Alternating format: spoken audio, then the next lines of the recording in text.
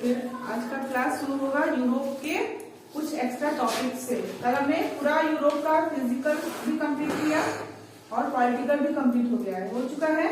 इसमें सबका रिवीजन करते रहने का काम है, ठीक है। वो मैंने बहुत ही अच्छा लाइन जो है ना पढ़ाते पढ़ाते निकला था, बच्चे लोगों को पढ़ा रही थी, तो मैंने बोला कि सपना देने का काम मेरा था, वो मैंने दे दिया, अब उसको हकीकत में बदलना आपका काम है, ठीक है। तो सपना मैंने दिखा दिया कि आपको क्या करना है, आप किस रूप में दिख रहे हैं मुझे, है ना। बट अब उसको हकीकत में कौन लाएगा, आप लाएंगे।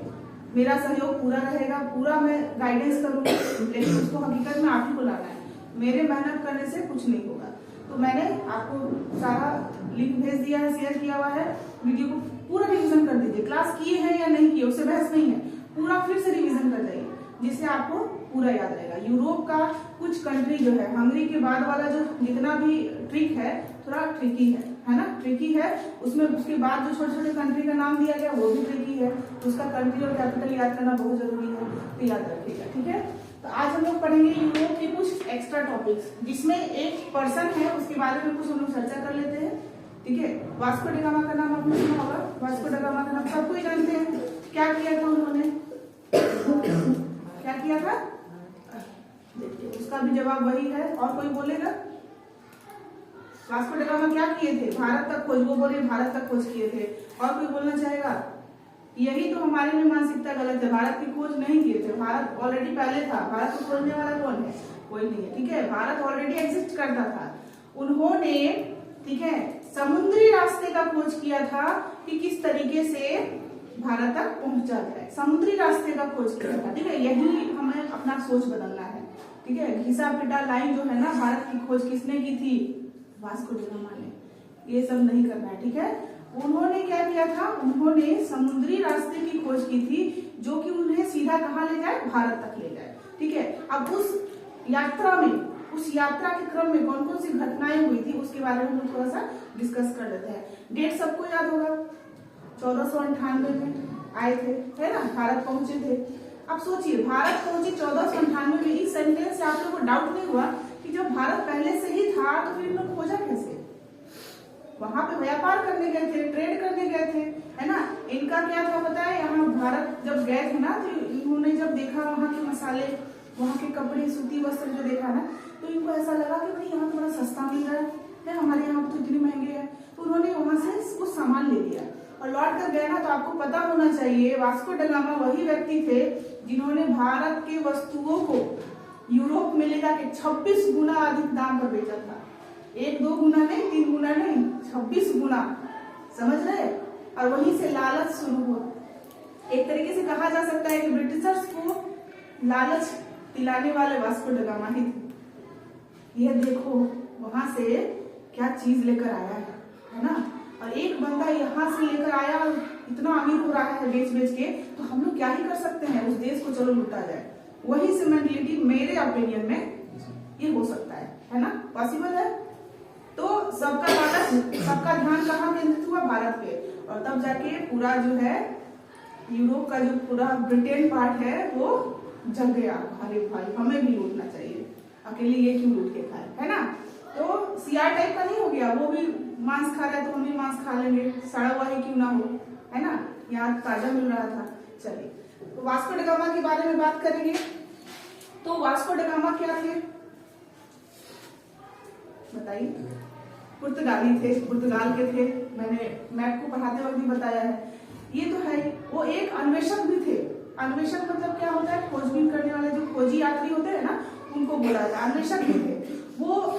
चूंकि जहां से रास्ता था, कहाँ हम लोग पढ़ रहे थे, हमने यहाँ पढ़ा था, ठीक है। इस मैप को देखिए और समझेंगे, देखिए, है ना, ये रहा हमारा पुर्तगाल, ठीक है। तो इनके लिए आसान रास्ता क्या हो सकता था कि ये मेडिटेरियन सी से होते हुए यहाँ से क्या होता, रेड सी होते हुए निकल आते, यहाँ से, है ना, यहाँ से निकल आ सकते थे। लेकिन इन्होंने कहाँ से कहाँ तक सफर किया, पुर्तगाल से चले ये पूरा अफ्रीका घूमते हुए साउथ अफ्रीका तक पहुंचे, ठीक है। यहाँ पे स्टे किया था इन्होंने, ध्यान रखिएगा, यहाँ पर स्टे किया था। और यहाँ केप ऑफ गुड होप लिखा हुआ है ना, यहीं पे रुके थे, ठीक है, केप ऑफ गुड होप पर रुके थे। तो साउथ में इनको एक व्यापारी मिला था, ठीक है, एक ट्रेडमैन मिला था, व्यापारी मिला था जो गुजरात का था। सोचो ब्रिटिशर्स को किसने बुलाया था? गुजराती ने। ब्रिटिशर्स नहीं है, ऐसे पुर्तगाली है ये, बट लालच किसने बढ़ा दिया? ऐसे हमारे भारत में कहा भी जाता है कि जो हमारे ये है अतिथि देवो भव, तो कैसे भी हो आप सामने से कितने भी बुरे इंसान क्यों ना हो, फिर भी हमारा फर्ज क्या है? स्वागत करेंगे, है ना, दिल से स्वागत करेंगे। भले आप आके गर्दन काट दीजिए, उससे क्या मतलब है, हम तो स्वागत करेंगे। तो यहाँ पर रुके, यहाँ रुकने के बाद गुजराती व्यापारी मिला, ठीक है, वो फिर कहाँ ले गया इनको? भारत के रास्ते को दिखाया कि मैं तो यहाँ हमेशा व्यापार करने आता हूँ, आप भी चलिए आपको रास्ता दिखाता हूँ। और ये कहाँ है? मालाबार कोस्ट। इंडिया का मालाबार कोस्ट पता है, अरेबियन सी के साइड में होता है मालाबार कोस्ट। तो मालाबार कोस्ट की साइड में ले गया और वहां पे कौन था? केरल। केरल कौन था? केरल राज्य था।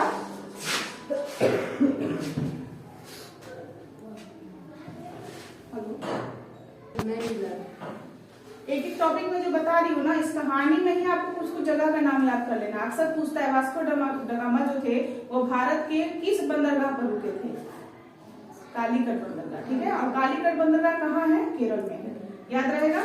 और केरल किस कोस्ट में है? तो मालाबार कोस्ट में है। इस तरीके से कहानी को अपना कहानी से फायदा उठाइए, कहानी से पूरा टॉपिक याद रखिए। तो यहाँ देख रहे हैं इसका सफर कितना लंबा रहा होगा, सोच रहे हैं? यहाँ से, जबकि यहाँ से कितना आसानी से जा सकता था ना, हाँ? लेकिन क्या रीजन था जो यहाँ से नहीं गया? भाई इसको पागल कुत्ता काटा था, बोरा गया था, वास्को ड गामा पागल हो गया था क्या? नहीं हुआ था, ठीक है। क्योंकि उस समय जो था ना रेड सी और यहाँ के बीच में एक ऑटोमन अंपायर था। ऑटोमन अंपायर आपने क्लास 10th में पढ़ा होगा, ठीक है, क्लास 10th में आपने पढ़ा होगा एसएससी में। तो ऑटोमन अंपायर था ना, वो बहुत ही बलशाली, बहुत ही क्रूर और बहुत ही महान भी बोल सकते हैं। जो क्रूर है वही महान भी हो जाता है। तो शासक वो हुआ करता था और वो उस जगह से किसी को बिना टैक्स का जाने नहीं देता था, ठीक है। और अगर आपके पास कुछ नहीं तो आपको लूट लेता था।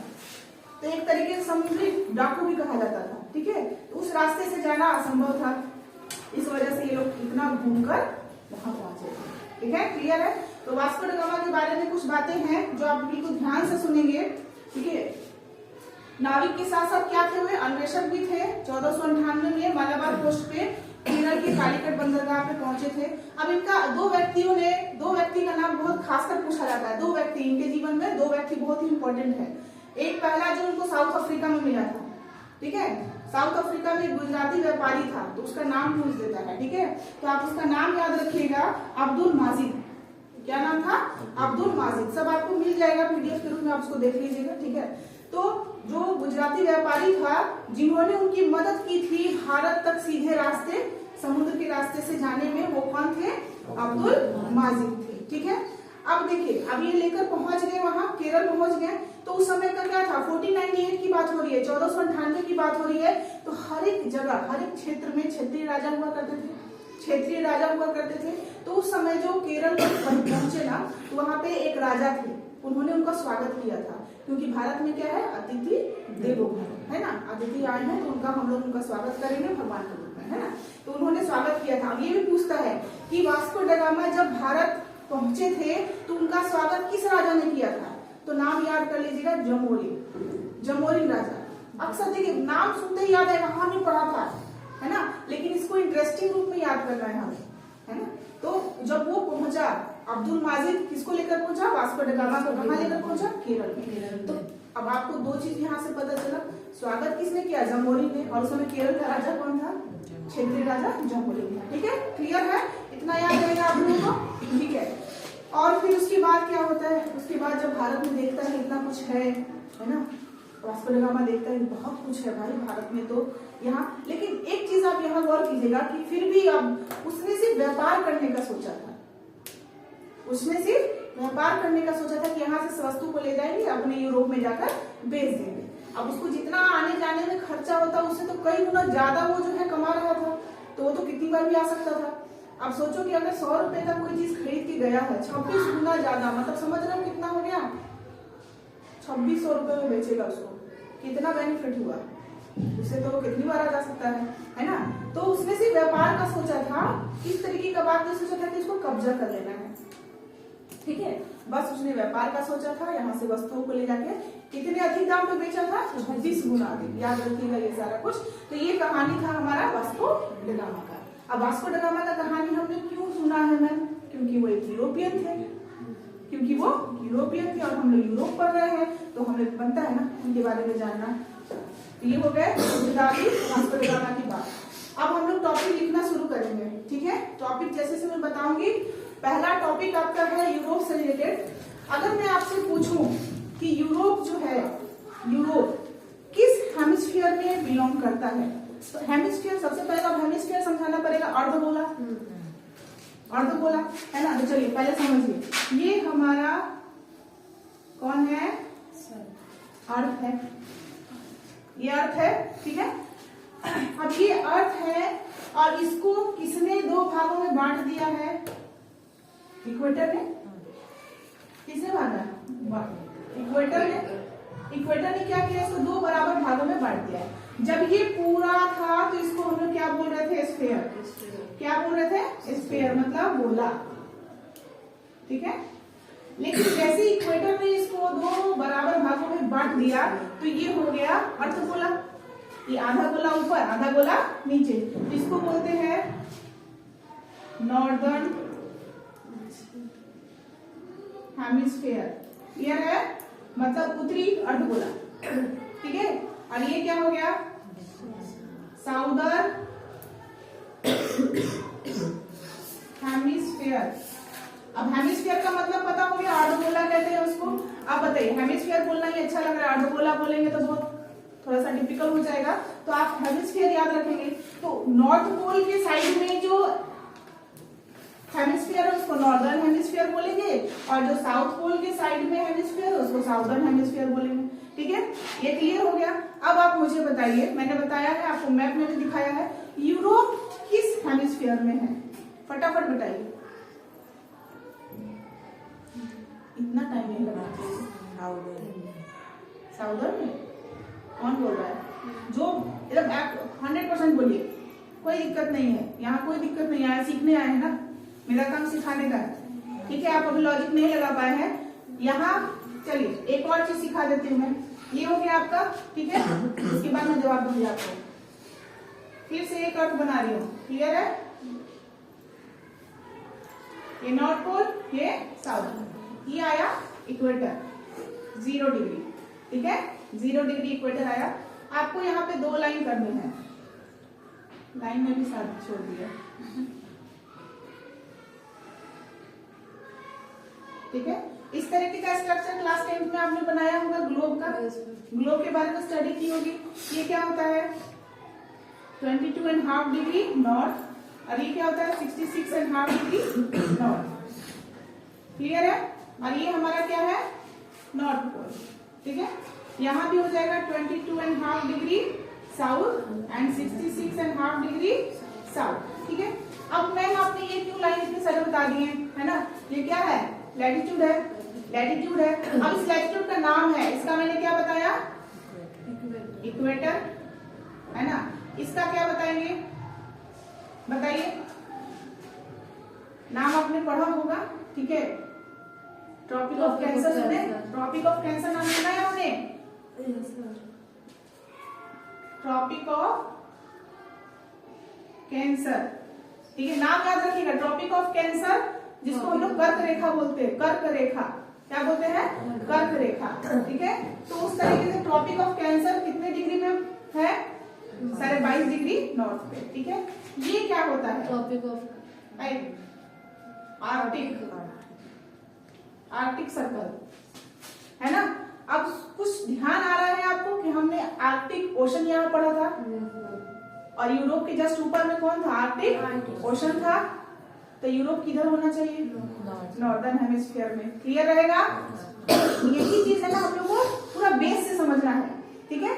आर्कटिक सर्कल में आर्कटिक ओशन था हमारा, था ना, नॉर्थ पोल के साइड में। तो आर्कटिक ओशन कहाँ था, ये हमें यूरोप के नॉर्थ में मिला था, यूरोप के नॉर्थ में। इसका मतलब यूरोप कहाँ होना चाहिए, नॉर्दर्न हेमिस्फीयर में। हमारा आंसर भी है ना कि यूरोप कहाँ होगा, इस पोजीशन में हमारा यहाँ पर होगा यूरोप। और पोल के पास है इसलिए ठंडा जगह है, इसलिए स्विट्जरलैंड लोग जाते हैं घूमने, बर्फ का मजा लेने के लिए जाते हैं ना स्विट्जरलैंड में। तो यहाँ भी रहता तो क्या होता, बर्फ ही बर्फ रहता है, क्योंकि साउथ पोल भी बहुत ठंडा है। अब ठंडा है तो यहाँ क्या है, अब चलो इसका भी नाम डाल लेते हैं।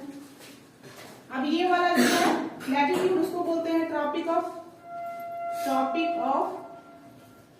कैप्रिकॉर्न। क्या बोलते हैं, ट्रॉपिक ऑफ कैप्रिकॉर्न। ये हो गया अंटार्कटिक सर्कल। अब यहाँ पे अंटार्कटिक ओशन मतलब साउदर्न ओशन है, साउदर्न ओशन है। अंटार्कटिक कंटिनेंट हमने बताया था, और अंटार्कटिक कंटिनेंट क्या है, पूरा बर्फ से है, वहां कोई जीवन का साक्ष्य नहीं पाया गया है, वहां कोई जीवन का साक्ष्य नहीं पाया गया है। समझ में आ रहा है। तो इस साइड में हमारा जो भी होगा, इसमें हमने क्या साउदर्न ओशन के पास किसको पढ़ा था, ऑस्ट्रेलिया को पढ़ा था, ऑस्ट्रेलिया को पढ़ा था। ठीक है, इस तरीके से हम लोग को लोकेशन याद रखना है। ठीक है, अब आप लोग के लिए मैंने ग्लोब भी ऑर्डर में लगा दिया है, ग्लोब भी हम लोग देखेंगे अच्छे से, आप मैप में भी देख सकते हैं, सबका लोकेशन देखिए।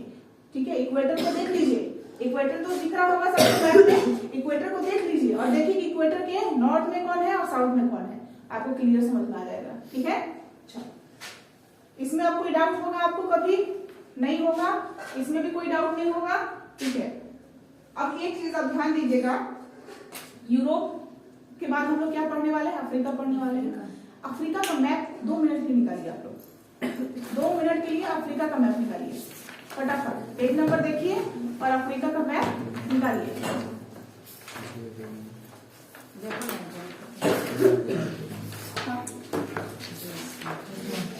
देखो यहाँ ऐसे देखा जाता है, अफ्रीका लिखा हुआ है, अफ्रीका पेज नंबर यहाँ 92 है इसका, 92 ये है अफ्रीका।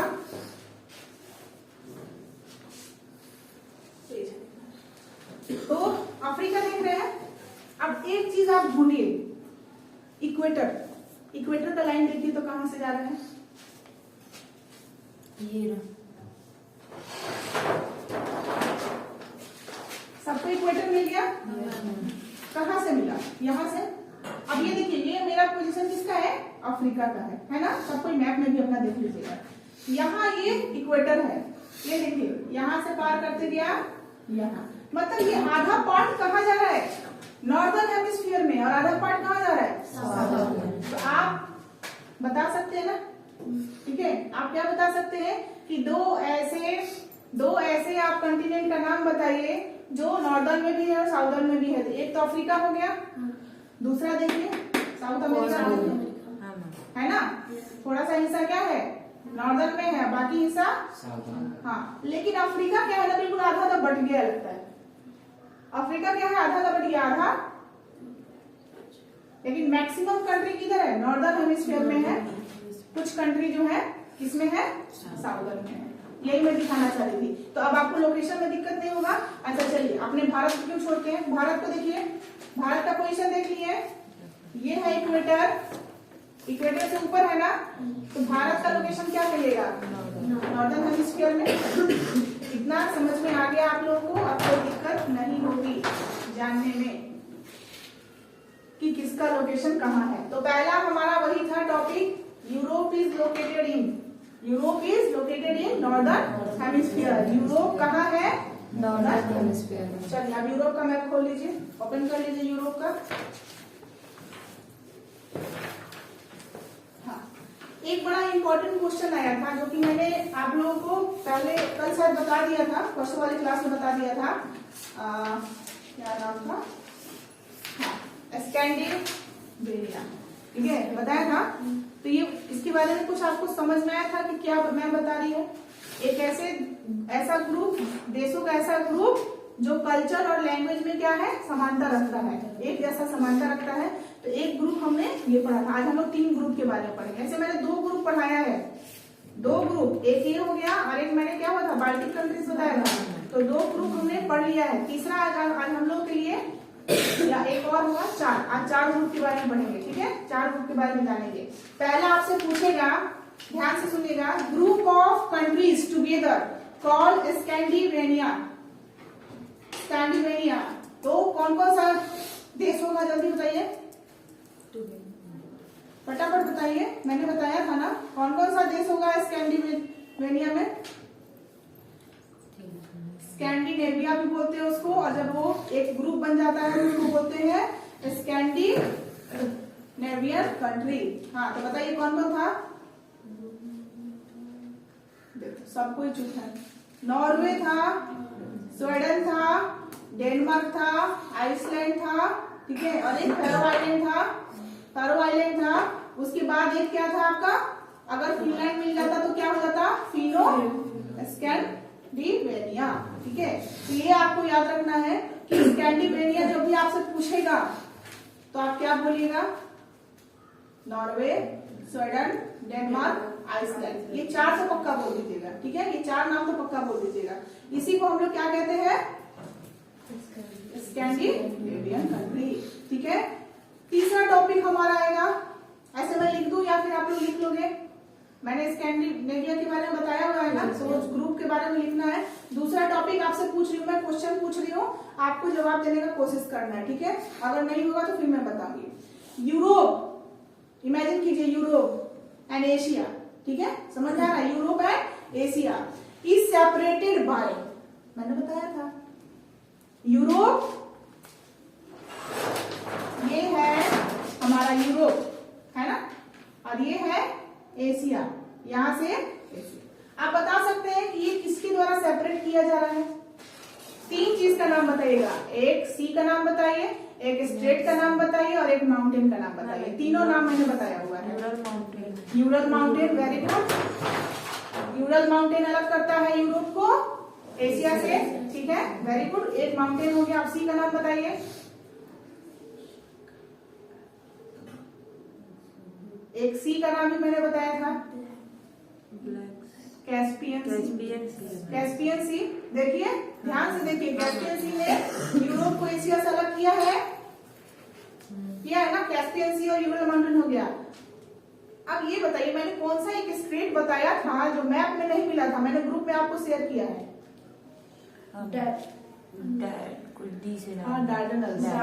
डार्डेनल्स स्टेट मैप में नहीं दिया था, मैंने लिखवा दिया था। फिर आप लोगों को डाउट हो रहा होगा मैप में तो है नहीं, मैम लिखवा दिया, इसलिए मैंने फिर उसको सर्च करके भी डाल दिया। और एग्जैक्ट उसी लोकेशन पे मिला ना जहां मैंने बताया था। हाँ, तो उसने किस किस कंटिनेंट को अलग किया है? डार्डेनल स्टेट ने किस किस को अलग किया? यूरोप और एशिया को, है ना, यूरोप और एशिया को। अब आपने जब उसको गौर से देखा होगा तो तुर्की देखा होगा। तुर्की एशियन कंट्री है, लेकिन उसका थोड़ा सा हिस्सा कहाँ चला गया है? यूरोप में, इसलिए वहां पे तुर्की लिखा हुआ था यूरोप में भी, ठीक है। तो वहां लिखा हुआ होगा थ्रेस, तुर्की लिखा होगा ना, तो वहां लिखा होगा थ्रेस। यूरोप वाले में देखिएगा एक बार,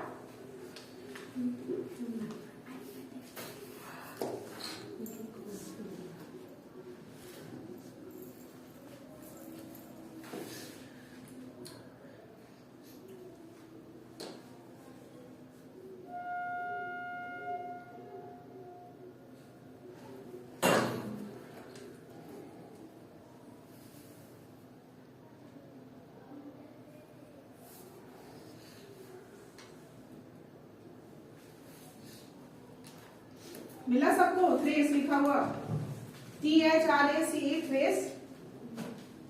अच्छा, मैंने जो ग्रुप में भेजा था उसमें लिखा हुआ होगा, ठीक है। थ्रेस ये क्या है? हम लोग थ्रेस किसको बोलते हैं? कुछ हिस्सा फैला हुआ उधर रह गया है, कुछ हिस्सा फैला हुआ उधर यूरोप में रह गया, इसलिए वहां पे तुर्की कंप्लीटली नहीं लिखा है। तुर्की ये कंप्लीटली नहीं है, ये थ्रेस है। क्या है? ये थ्रेस है। कंप्लीटली किसका है? एशिया का पार्ट है। किसका पार्ट है? एशिया का पार्ट है, ठीक है। और आप गौर करेंगे तो उसमें मैंने जब आप अपना ओपन कीजिए, मोबाइल में मैंने जो भेजा हुआ है उसको ओपन करके देखिए ध्यान से।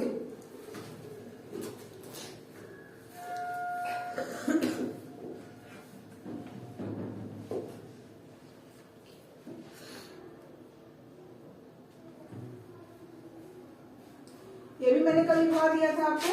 सी ऑफ मरमरा और एजियन सी को डार्डेनल्स जो है कनेक्ट करता है, और अलग किसको करता है? यूरोप को किससे? एशिया से। अब ये तुर्की है, ठीक है, ये तुर्की है, लेकिन ये भी जो है ना हिस्सा इसका ही है, तुर्की का ही है। अब देखिए तुर्की का जो इस्तांबुल है वो किधर आ जा रहा है, सी ऑफ मरमरा के नॉर्थ साइड में, इस साइड में आ जा रहा है ना। और यहाँ बॉस्फोरस स्टेट है। तो आपको दो पूछ सकता है, दो स्टेट का नाम पूछेगा आपसे, ठीक है। एक पूछेगा कि यूरोप को एशिया से अलग करने वाला स्टेट, तो मेनली ऑप्शन में आपको बॉस्फोरस स्टेट ही देगा, ठीक है। बहुत रेयर केस है जो डार्डेनल्स देगा। अब दोनों जगह से दोनों अलग कर रहा है, देखिए दोनों इंपॉर्टेंट है। किधर से, वेस्ट साइड से जो है डार्डेनल्स कर रहा है, और ईस्ट साइड से कौन कर रहा है, बॉस्फोरस कर रहा है। तो दोनों इंपॉर्टेंट है, ठीक है। लेकिन कॉमन क्या है, कैस्पियन। कैस्पियन क्या है, देखिए कॉमन है, कॉमन है। तो कैस्पियन भी जो है वो यूरोप को एशिया से अलग कर रहा है। ये सारा कुछ आपको वहां पे मैप में ध्यान से देख लेना है। तो अब हम लोग को इतना सुनने के बाद बार बार बॉस्फोरस स्ट्रेट, डार्डेनल्स स्ट्रेट याद हो गया ना। हाँ चलो, दूसरा मुझे दिखाना था तुर्की के बारे में, तो हम लोग जब एशिया पढ़ेंगे तो पढ़ लेंगे, ठीक है। तुर्की के बारे में पढ़ लेंगे। चलिए नेक्स्ट टॉपिक हमारा है, नेक्स्ट टॉपिक है group of countries together called अल्बेरिया, ठीक है। ये नाम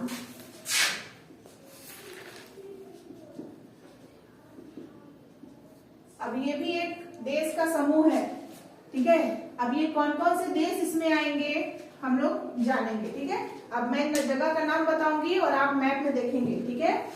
आप देखेंगे स्पेन और पुर्तगाल, पोर्टुगल, दो ही कंट्री है ना साथ में, स्पेन और पोर्टुगल एक साथ में है।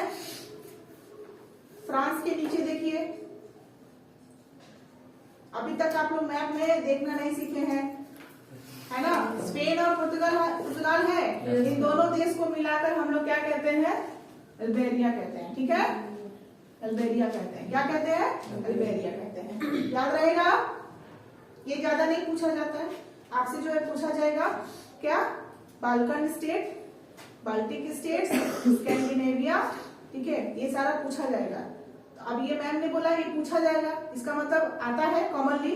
तो हम लोग ऐसा कुछ क्यों ना याद करें जो नहीं पूछा गया है, हो सकता है ये पूछ दे, है ना। तो ये चीज है। तो स्पेन और ये किसका किसका समूह है, स्पेन प्लस पोर्तुगल, ठीक है। ये हमारा इसका ग्रुप है। चलिए नेक्स्ट, आपको नेक्स्ट ग्रुप आ रहा है बाल्कन स्टेट्स।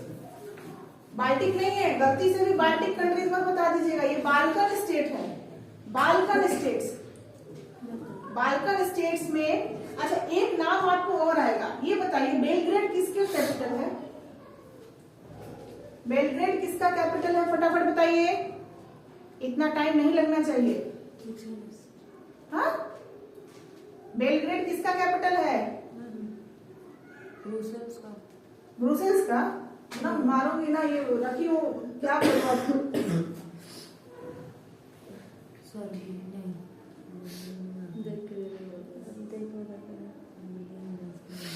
बताइए, क्या ही फायदा है आप लोगों को पढ़ाने का। मैप भी खुला हुआ है सामने बच्चे लोग, और मैंने कहा बेलग्रेड किसका कैपिटल है वो भी नहीं पता है। सोफिया,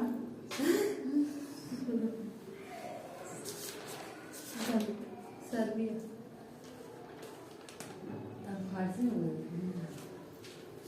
फारसी तो अभी सिखाएंगे हम, टेंशन क्यों ले रहे हैं, पहुंचने दीजिए अभी एशिया में, फारसी सिखाते हैं आपको। हाँ ठीक है, क्या नाम है, तुम भी नहीं देख रहे हो, मैप में देखो कहाँ है बेलग्रेड लिखा हुआ कैपिटल, सर्बिया का है, सर्बिया का कंफर्म हो गया, कंफर्म।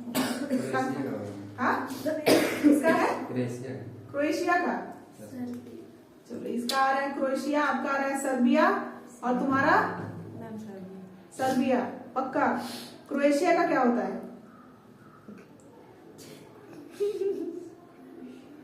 सब रिवीजन दिख रहा है, जागरेब होता है ना क्रोएशिया का। हाँ तो सर्बिया का होता है बेलग्रेड, ठीक है। तो आपको बहुत जगह सर्बिया का नाम जो है यूगोस्लेविया नाम लिखा मिलेगा, ठीक है। क्या मिलेगा नाम, यूगोस्लेविया, याद रखिएगा, ठीक है।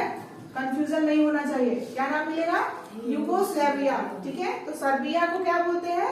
यूगोस्लाविया भी बोलते हैं, याद रखिएगा। ठीक है, चलिए। तो बाल्कन स्टेट्स में सबसे पहला आपका वही है, सर्बिया है। ठीक है, जिसको यूगोस्लाविया भी बोलते हैं। फिर ग्रीस है, दिखते जाइएगा मैप में, सर्बिया, ग्रीस, रोमानिया, अल्बानिया। ये जो 4 कंट्री है, ये जो 4 कंट्री है, ठीक है, ये क्या है? बाल्कन स्टेट्स हैं। तो एक मिला अल्बेनिया, दूसरा मिला Balkan states. Balkan states, Balkan states में कौन कौन से ग्रुप आ गए? सर्बिया, ग्रीस, यूगोस्लाविया, लिख लीजिएगा। ठीक है, यूगोस्लाविया किसको बोला जा रहा है? सर्बिया को बोला जा रहा है। ठीक है, उसके बाद कौन सा बोला मैंने? ग्रीस। ठीक है, ग्रीस के बाद रोमानिया, रोमानिया के बाद अल्बानिया। ठीक है, ये 4 कंट्री आपके मिलकर क्या बनाते हैं? बाल्कन स्टेट्स बनाते हैं। ठीक है, क्लास 10th में भी बाल्कन स्टेट्स के बारे में पढ़ना था। सब रिवीजन आपका वहीं से हो सकता है। अगर क्लास 10th का एनसीईआरटी पढ़ लेंगे ना तो ये सारा रिवीजन हो सकता है। ठीक है, बट ये स्टेट वगैरह आपको ध्यान से देखना पड़ेगा, कंट्री। ठीक है, यहाँ स्टेट का मतलब देखिए, ये एस, कैपिटल एस से मैंने लिखा है ना। जहां पे मैं कैपिटल एस से लिखूंगी मतलब इसका मतलब क्या होगा? कंट्री है। किसकी बात हो रही है? कंट्री। अगर मैं ऐसे स्टेट लिखूंगी तो क्या होगा? मतलब ये राज्य की बात होगी। ठीक है, ये किसकी बात होगी? राज्य की बात होगी। ऐसा अगर स्मॉल में लिखा होगा तो याद रखिए, ये सब जो है ना मैपिंग में बहुत ही छोटा छोटा चीज है जो ध्यान रखना होता है। कैपिटल में लिखने का मतलब देश की बात हो रही है, स्मॉल में लिखूंगी इसका मतलब क्या हो जाएगा? राज्य की बात होगी। ठीक है, तो ये राज्य नहीं है, ये क्या है? देश है, कैपिटल एस है। ठीक है, अगर इसको मैं क्रॉस कर देती तो क्या हो जाता? राज्य की बात हो जाती। ठीक है, तो यहाँ देश है ये। अब ये चारों देश देख रहे हैं आप, मुझे बताइए इसके चारों तरफ कौन सा सी है? किससे किससे घिरा हुआ है, थोड़ा बताइएगा मुझे। सॉरी, एड्रियाटिक सी है। नाम बताइए। ये 4 कंट्री जो है आपको ब्लैक सी से और मेडिटेरियन सी से घिरा हुआ है। मेडिटेरियन सी, भूमध्य सागर कहते हैं हिंदी में इसको, भूमध्य सागर। नाम सुना होगा आपने, भूमध्य सागर, मेडिटेरियन सी। ठीक है, ये बाल्कन स्टेट्स जो है आप याद रखिएगा, Balkan states Black Sea and Mediterranean Sea से घिरा हुआ है। याद रखिएगा, मोस्ट इंपॉर्टेंट आता है आपको, बाल्कन स्टेट्स कहाँ है। ठीक है, बाल्कन स्टेट्स कहाँ है, क्लियर हो जाएगा। अब चलिए, जो नेक्स्ट ग्रुप है वो आप लोग में मुझे खुद से बता सकते हैं। बाल्टिक कंट्रीज, बाल्टिक स्टेट्स कौन कौन से होंगे? मैंने बताया था 3 का नाम। Estonia, very good. Latvia, Lithuania. नहीं, जो नहीं बताया उसको इसी तरीके से पीटेंगे। स्टोन से, लात से, लिथुआनिया मतलब क्या था? लट से खूब मारेंगे, एकदम पूछ देंगे तुम लोगों को एकदम। अरे रखे भी है, आज रिवील कर रही हूँ मैं कि मारने के लिए मैंने क्या रखा है, इसी से। और वो कहा खोपचे में ले जाके मारेंगे। चलने के लिए रेडी है ना? चलो, मजा आएगा। इतनी ठंडी में बाहर का व्यू देख के तो रूह कांप जा रही है मेरी। वो गाना है ना, मेरी रूह का फरफराए। ये ठंडी देखकर मुझे सच में आ रही है, फड़फड़ा रहा है मेरा। कल से तबीयत भी ठीक नहीं है। ठीक है, तो बाल्टिक स्टेट्स, नेक्स्ट ग्रुप हम लोग क्या लिखेंगे? Baltic states.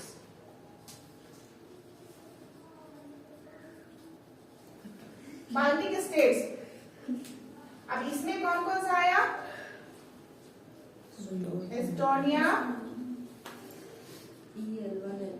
लातविया, और अभी मैं तीनों का कैपिटल पूछूंगी।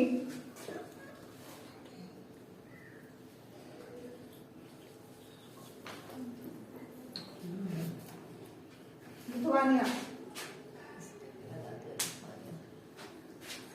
अब फटाफट मुझे कैपिटल बता दीजिए,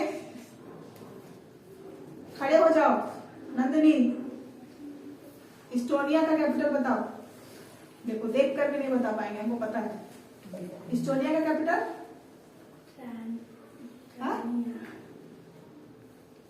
हिंदी को दिए। तो क्या मतलब फ्रेंच बोल रही है वो? हाँ, तुम बताओ गुलिस्ता। लातविया का बताओ। खड़े हो जाओ सब। रीगा, लातविया के रीगा। लातविया का रीगा। रीगा, रीगा फरिका है ना। और तुम बताओ लिथुआनिया का। तुम बताओ आंसू। तुम भी नहीं याद किए हो? भूल गए, याद किए थे। तनो इस्टोनिया नहीं कर रहा है सब रिवीजन बता दो। नहीं कर दो। हाँ नहीं पता है मुझे। तालिनो। तलीन ना। हाँ तलीन। तलीन। कहाँ से तालिनो आ रहा है? तालिनो ताली नो। हाँ बैठो। बाल्टिक कंट्रीज बताओ, इतना मैंने बतवाया है। बाल्टिक कंट्रीज याद कर लो, बाल्टिक कंट्रीज याद कर लो। बाल्टिक सी के पास है, बाल्टिक सी के पास बहुत सारे कंट्री है, लेकिन इन्हीं तीनों को सिर्फ बाल्टिक स्टेट बोला जाता है। हाँ, और तो इसका तो कम से कम कैपिटल याद रखता सब। कल आप लोगों का रिवीजन क्लास होगा, सबसे पूछा जाएगा। चलिए हाँ अच्छा, ये चलिए हाईएस्ट पीक ऑफ यूरोप मैंने बताया था। यूरोप का सबसे ऊंचा चोटी किसको बोला जाता है? किस माउंटेन को? माउंट, ये भी भूल गए। वाह, क्या ये भी भूल गए। क्या? यूरोप का सबसे ऊंचा चोटी मैंने लिखाया था सबसे लास्ट में नोट डाल के, माउंट एल्ब्रस। माउंट एल्ब्रस, ठीक है, माउंट एल्ब्रस। और कहाँ पाया गया था? कौन से माउंटेन का ये हिस्सा है और कहाँ है? जल्दी से देखिए, अपना नोट्स पलटिए, नोट मत डालिए, नोट्स पलटिए और देखिए कि मैंने क्या लिखवाया था। एल्ब्रस के बारे में क्या लिखवाया था कि ये सबसे ऊंचा चोटी है, highest peak of Europe, mount Elbrus. उसके बाद ये कहाँ है? कौन से माउंटेन का हिस्सा है? ठीक है,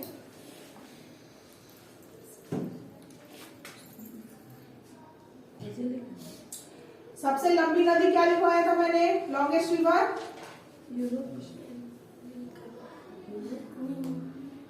लॉन्गेस्ट रिवर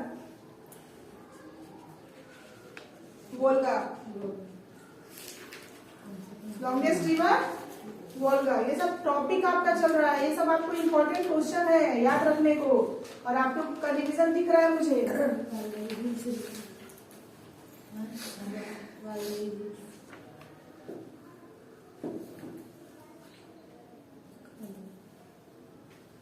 एक मेरे तरफ से आप लोगों को एक सजेशन है, मन हुआ तो मानिएगा, नहीं तो छोड़ दीजिएगा। ज्यादा नहीं मैं डिमांड कर रही हूँ, सिर्फ लाइफ का आप 6 घंटा निकालिए पढ़ने के लिए, ठीक है। और जो 6 घंटा नहीं निकाल सकता है अपने लिए ना, भविष्य में 16 घंटा काम करने के लिए तैयार रहिए मजदूर की तरह। अब आपको चूज करना है क्या करना है, आज का 6 घंटा निकाल के पढ़ लेना है अच्छे से, या भविष्य में आप 16 घंटे नौकर की तरह खटेंगे। ठीक है, राजा बन के खटना अच्छा लगता है, लेकिन नौकर बन के खटना नहीं। तो आप अपनी साइड कीजिए, मैंने बहुत ही बड़ी बात बोली है, इसको डीपली सोचिएगा। आज अपने लिए या तो आप 6 घंटा निकालिए, और नहीं तो भविष्य में इन फ्यूचर आप 16 घंटा किसी की नौकरी करने के लिए मजदूर के रूप में तैयार रहिए। क्योंकि अगर आज अपने पे ध्यान नहीं दिया ना, तो कल आपकी औकात वही होगी, उसके अलावा मैं नहीं कुछ बोल सकती। ठीक है, तो कुछ करना है तो मौका मिला है, संभाल जाइए, खुद को संभाल लीजिए और फायदा उठाइए इस चीज का। ठीक है, चलिए आगे हम लोग बढ़ रहे हैं नेक्स्ट टॉपिक पर। तो सबसे लॉन्गेस्ट रिवर का मैंने क्या नाम बताया? वोल्गा। ठीक है, पता है वोल्गा सबसे लंबी नदी है, लेकिन इसके बाद जो लंबी नदी है ना, सेकेंड लॉन्गेस्ट रिवर जो है, उसका इंपॉर्टेंस बहुत है यूरोप में। ठीक है, उससे रिलेटेड प्रश्न बहुत रहते हैं। ठीक है, और मैंने बोला था second longest river of Europe, क्या नाम बताया था मैंने? डैन्यूब रिवर बताया था, डैन्यूब रिवर बताया था। अब डैन्यूब रिवर का खासियत क्या है बताइए? मैंने क्या बताया था? डैन्यूब रिवर का खासियत बताया था मैंने, कुछ क्या बताया? 10 देशों से गुजरता है, एक खासियत। और एक खासियत मैंने बचा के रखा था उस दिन के लिए, कि आज मैं बताऊंगी। और एक और खासियत याद रखिए, एकमात्र देश तो हुआ कि 10 कंट्री से गुजर रहा है, एकमात्र नदी हुआ जो 10 कंट्री से गुजर रहा है, और हमारा एकमात्र ऐसा नदी है ये जो 5 राजधानी से गुजरता है, 5 राजधानी से लगातार गुजरता है। ठीक है, और उन 5 राजधानियों का नाम हम लोग लिखेंगे। ठीक है, Danube river, second longest river of Europe. ठीक है, और हम लोग कैसे लिखेंगे, तो यहां लिखेंगे ऐसे,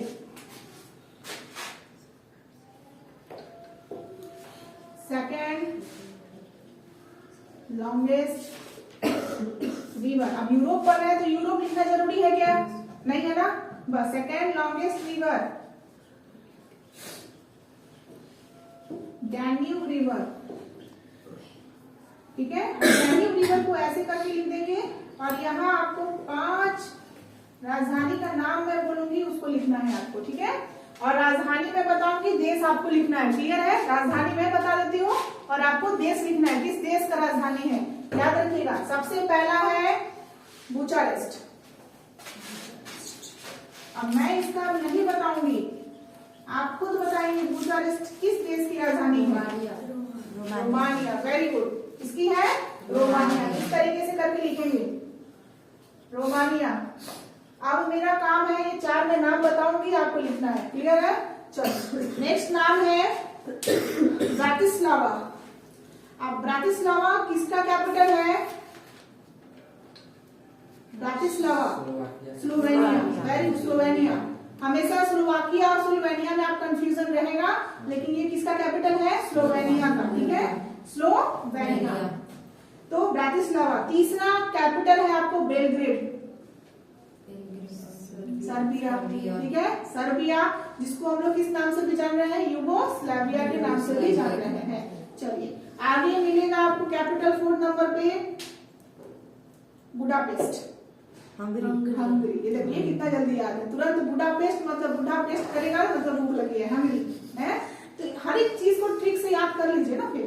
ठीक है, और लास्ट कैपिटल है वियना, ऑस्ट्रिया। ऑस्ट्रिया। ठीक है, ये सारा चीज याद है, बस लास्ट वाला मुझे पता है ना, वो है वो बहुत ही क्रिटिकल है, उसको टिपिकल नहीं बोल सकते, बहुत ही क्रिटिकल कंट्रीज है, इसको याद करना बहुत ही मुश्किल है। ठीक है, लेकिन मैंने आप लोग को बहुत आसान बना के दिया हुआ है, उसको एक बार रिवाइज कीजिए, 2 बार रिवाइज कीजिए, जब तक नहीं याद हो जाए तब तक रिवाइज करते रहिए, छोड़ना नहीं है।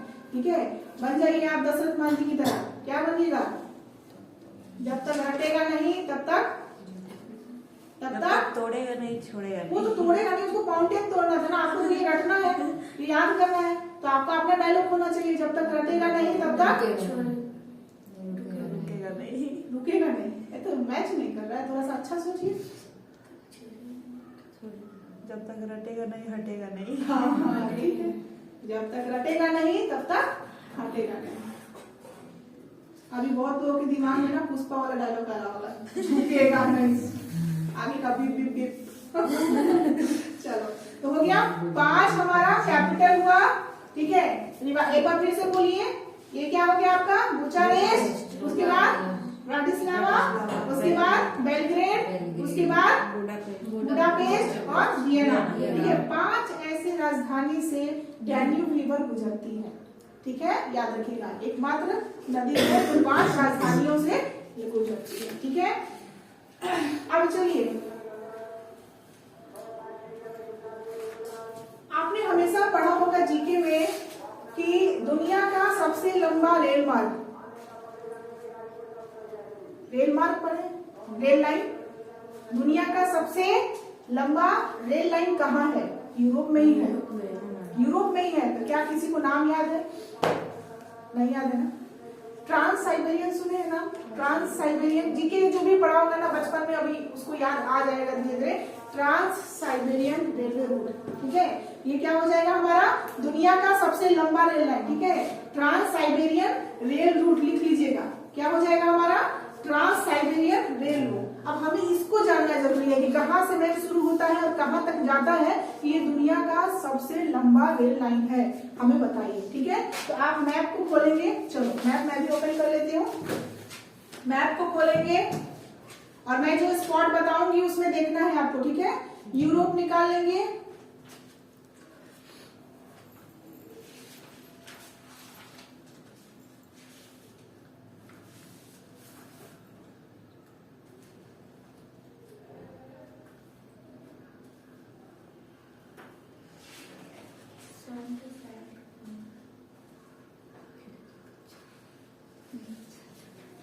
अब आपको ढूंढना है ट्रांस साइबेरियन रेल रूट, ठीक है। तो आप जाएंगे पहले वेस्ट साइड में। किधर जाएंगे? वेस्ट में, ठीक है। वेस्ट में आपको सेंट पीटर्सबर्ग मिलेगा, सेंट पीटर्सबर्ग। अब सेंट पीटर्सबर्ग कहाँ मिलेगा देखिए, ढूंढिए। वेस्ट,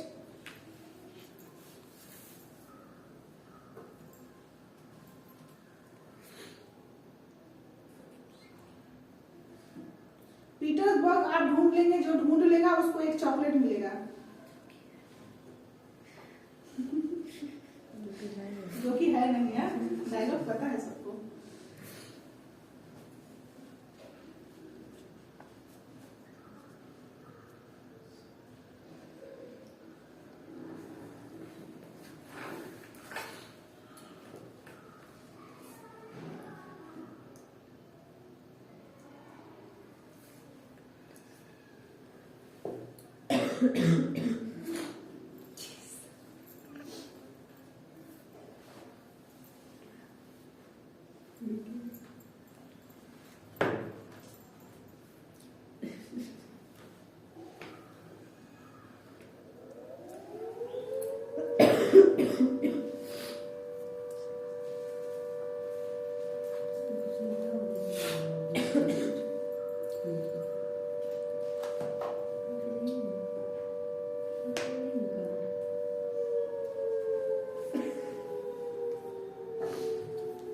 मेरा मैप अगर कोई लेता तो उसको बहुत जल्दी मिल जाता।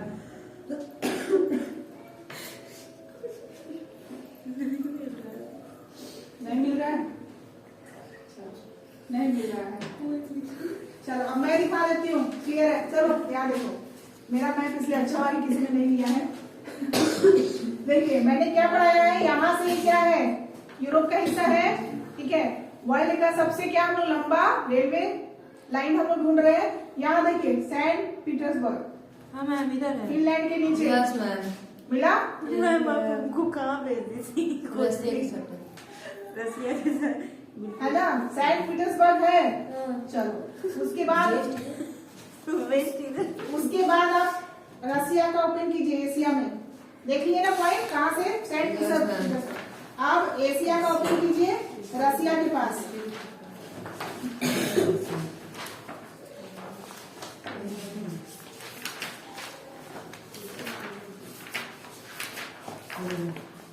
Yes ma'am. हो गया ओपन? 66।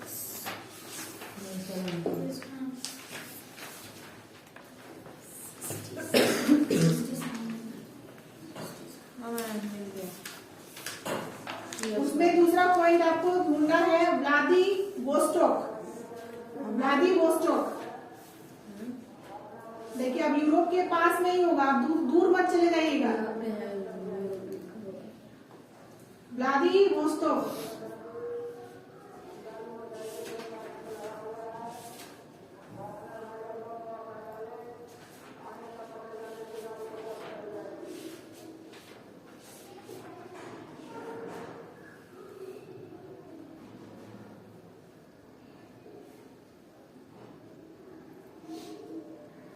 मिला? व्लादी, VLADIVOSTOK।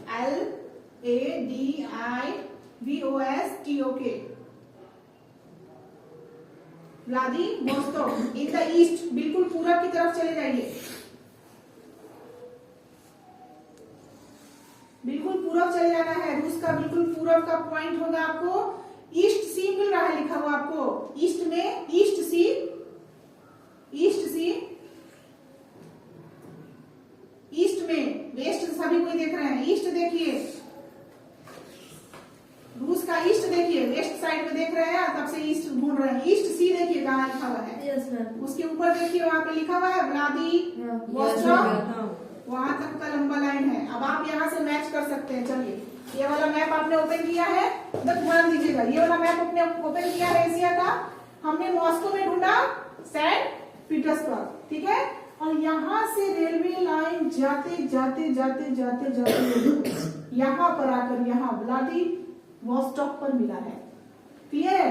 देख रहे हैं कितना लंबा लाइन है, हाँ? इसलिए इसको कहा जाता है दुनिया का सबसे लंबा रेल रूट। क्लियर है? अब आपको ढूंढने में दिक्कत नहीं होगा। मैं जैसे ही बोलूंगी सेंट पीटर्सबर्ग तो कहाँ जाएंगे? मॉस्को के पास।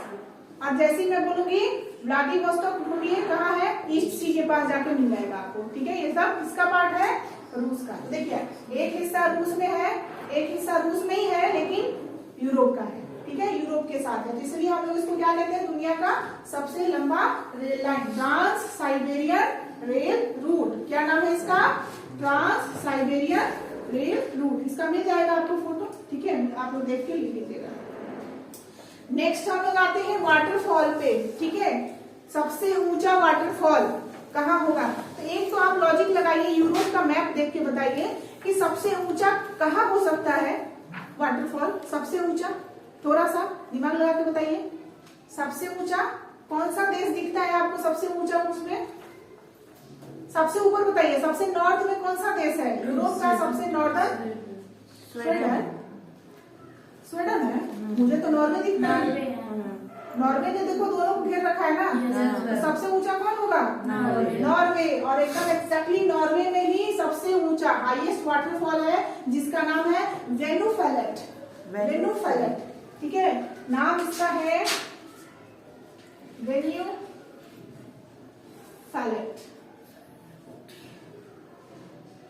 या तो यहाँ पे एक एफ होगा या यहाँ डबल एल होगा, ऐसे करके इसका है। वेन्यूफेलेट है, नॉर्वे में है। कहाँ है? नॉर्वे में है। सबसे क्या है ये? हाईएस्ट वाटरफॉल यूरोप का। मैं वर्ल्ड का नहीं बोल रही हूँ, यूरोप का मैं बोल रही हूँ। यूरोप का सबसे ऊंचा वाटरफॉल कौन है? वेनुफेलेट, जो कि नॉर्वे में है। ठीक है? ये याद रखना है। चलिए नॉर्मल सा क्वेश्चन आएगा। यूरोप में जैसे कि हमारे भारत इंडिया में कितने ऑफिशियल लैंग्वेज है? 22 है। उसी तरीके से यूरोप के भी ऑफिशियल लैंग्वेज जो है वो 24 है। कितने हैं? 24 है, लेकिन मेनली वो 3 ही भाषा बोलते हैं। ठीक है? जैसे हमारे यहाँ भी 22 लैंग्वेज है, लेकिन मेनली हम लोग 2 भाषा बोलते हैं। 2 भाषा कौन मेनली 2 भाषा बोलते हैं? एक हिंदी बोलते हैं, हमारा बिहार का बताओ, एक हिंदी बोलते हैं और एक उर्दू बोलते हैं, यही बोलते हैं ना। तो इस तरीके से हमारा पहला राजकीय भाषा कौन हो गया बिहार का? हिंदी, और दूसरा उर्दू, है ना। तो उसी तरीके से यहाँ क्या कह रहा है कि यूरोप में 24 ऑफिशियल लैंग्वेज है, 24 ऑफिशियल लैंग्वेज है, लेकिन मेनली 3 ही बोले जाते हैं। तो नाम लिख लीजिएगा। फर्स्ट में इंग्लिश, ठीक है। सेकंड में आपका फ्रेंच, जो फॉरेन भाषा है, फॉरेन मतलब विदेशी भाषा हम उसको कहते हैं फ्रेंच, और तीसरा में हो जाएगा जर्मन, ठीक है। जर्मन 3 लैंग्वेज बोला जाता है वहां पे। सेकेंड नंबर में 2 लैंग्वेज हो जाएंगे, एक फ्रेंच होगा जो फॉरेन भाषा कहलाता है, और एक हो जाएगा इटालियन। इटालियन भी सेकंड नंबर पे ही आता है, सबसे अधिक बोले जाने वाली भाषा में इटालियन भी आता है। तो ये क्या हो जाएगा? देसी भाषा हो जाएगा उनका, और जो फ्रेंच है वो विदेशी भाषा भी है, ठीक है। फ्रेंच लोग सीखते हैं अभी भी, इटालियन भी सीखते हैं, फ्रेंच भी सीखते हैं, ठीक है। तो ये 3 भाषा आपका जो है,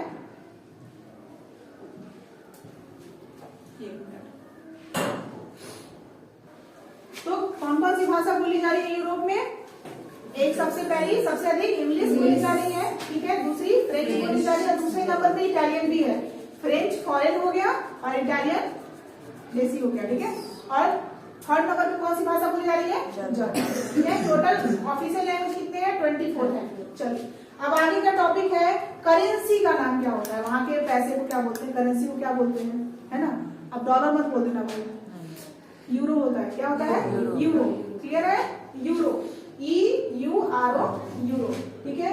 नेक्स्ट टॉपिक हमारा है, जो मैंने बता दिया है ऐसे, यूरोप को एशिया से कौन सेपरेट करता है। तो दूसरा टॉपिक, दूसरा वाला स्टेट का भी नाम आपको याद रखना है, बॉस्फोरस स्टेट। ऐसे मेन तो वही है, बॉस्फोरस स्टेट ही है। मैक्सिमम आपसे बॉस्फोरस पूछेगा, मैप में भी बॉस्फोरस दिया है, लेकिन जो छुपा है वही तो हमको देखना है।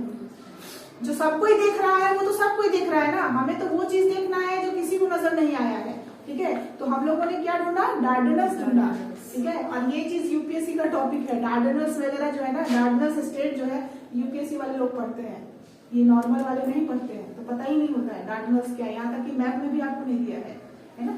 तो डार्डेनल्स स्टेट हम लोग को दोनों याद रखना है। उसके अलावा मुझे डार्डिनस के बारे में बता ही दिया था मैंने। और किसको कनेक्ट करता है डार्डिनस? एजेंसी और सी ऑफ मरमरा, हमेशा ब्लैक सी रेड सी ब्लैक सी। आपको एक टाइटल होती है व्हाइट सी, खोज के दिखाइए कहाँ इसमें है? व्हाइट सी है, व्हाइट सी है, बोलिए व्हाइट सी। देखे हुए थे। हाँ देखिए ना, व्हाइट सी है, पक्का है ना? मिल गया, मिल भी गया। हाँ यस मैम, बोले ना देखे हुए थे। चलिए ठीक है, आज का क्लास यही खत्म होता है हम लोग का। इसको रिवीजन कर लीजिएगा, कल रिवीजन क्लास होगा। Thank you.